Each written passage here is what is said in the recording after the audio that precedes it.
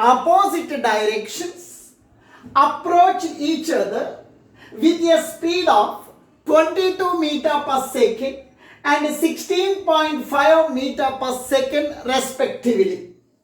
The driver of the first car blows a horn having a frequency of 400 Hz. The frequency heard by the driver of the second car is.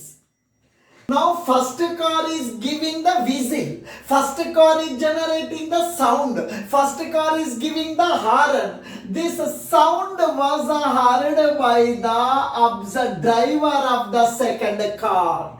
This sound was heard by the driver of the second car. Driver of the second car I am calling as observer. Driver of the second car is listening this sound which was given by the first car. This driver of the second car we are calling as the observer. First car is moving with a velocity 22 meter per second. Second car is moving with a velocity 16.5 meter per second. Now please listen here. Velocity of sound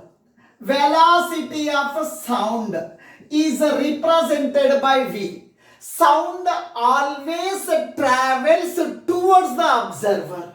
First car is giving the horn. Sound always travels towards the observer, nothing but the second car. Now this is the direction of the sound. Now here, first car is generating the sound, blows the horn. First car is the source. This is the velocity of the source. Velocity of the source is 22 meter per second.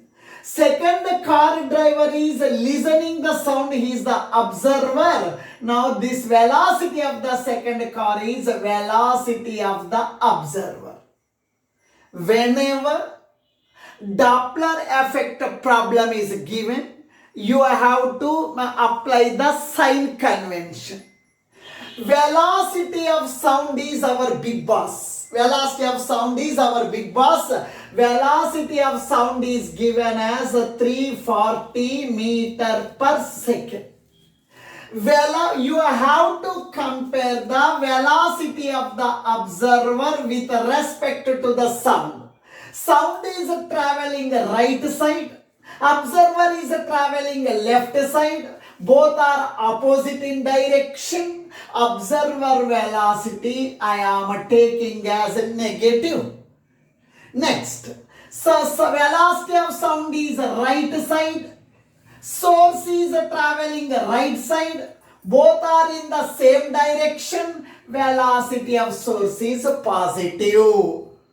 According to the given situation, I have drawn the diagram.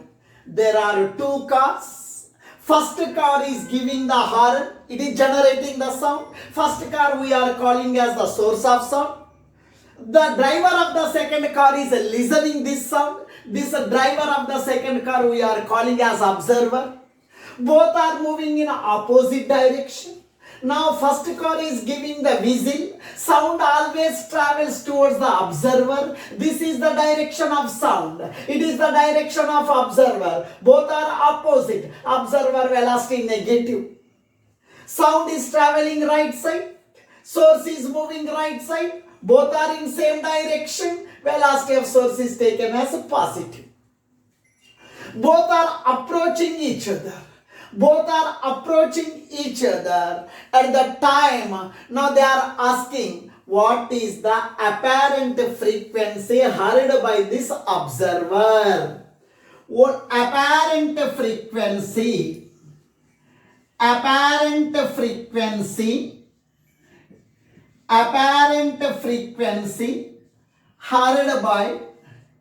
heard by the observer, nothing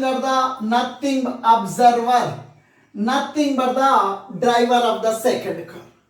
We know the formula. Apparent frequency F dash is equals to V minus V naught by V minus Vs into F. Capital V represents the velocity of sound. V naught represents velocity of observer. Vs represents velocity of source which is generating the sound, which is blowing the horn. F represents the original frequency.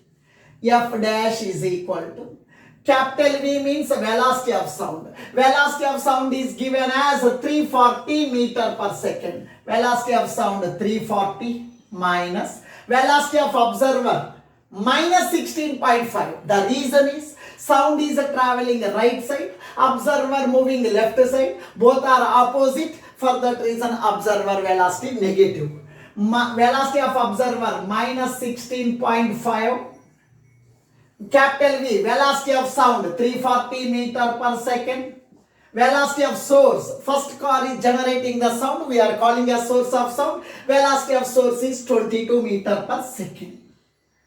Original frequency 400.